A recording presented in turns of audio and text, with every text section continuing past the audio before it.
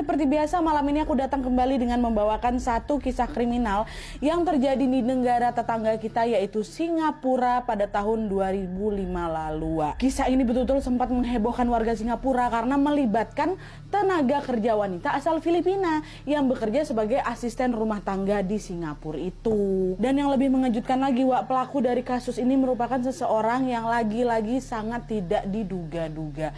Nah, penasaran dengan kisah selengkapnya? Jadi tanpa berlama-lama kita langsung masuk aja ke ceritanya ya. Check it out.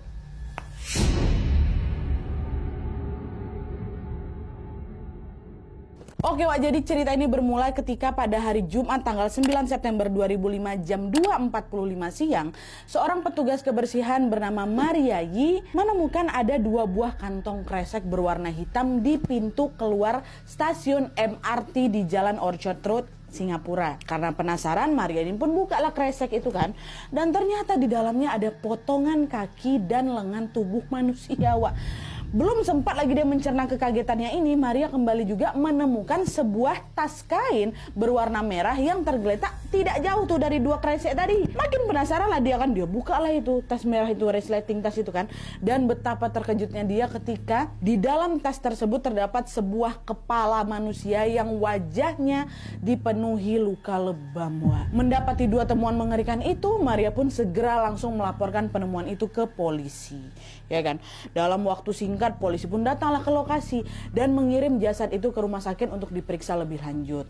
Dan setelah diperiksa, akhirnya diketahuilah bahwa dalam tas itu atau wadah yang ditemukan sama si Maria itu hanya ditemukan tangan, kaki, sama kepala kan. Sedangkan bagian torso, bagian dada sampai pinggang ini nggak ditemukan sama sekali sama mereka. Di situ polisi langsung mikir, ini udah pasti tindak kejahatan mutilation ini, kata mereka. Mana nih sisa tubuhnya, pasti di tempat lain gitu kan. Akhirnya mereka pun langsung mencari bagian tubuh yang lain supaya bisa segera memecahkan kasus ini.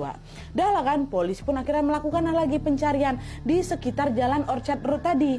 Tapi sayangnya mereka tidak menemukan apa yang mereka cari, Mana ya, di mana, harusnya sekitar sini juga, kata polisi kan. Sampai akhirnya 4 jam kemudian, tepatnya jam 6:10 sore, seorang pria bernama Alvin menemukanlah ini ada sebuah koper hitam di dekat taman MacRitchie Reservoir, Nah, meskipun penasaran dengan isi koper itu, Alvin nggak langsung dibukanya koper tuh, Dia justru memilih untuk langsung segera menelpon polisi dan meminta polisi untuk datang ke lokasi. Bapak, saya nemuin ada koper mencurigakan nih di sini, tolonglah pergi ke sini Pak, kata gitu kan.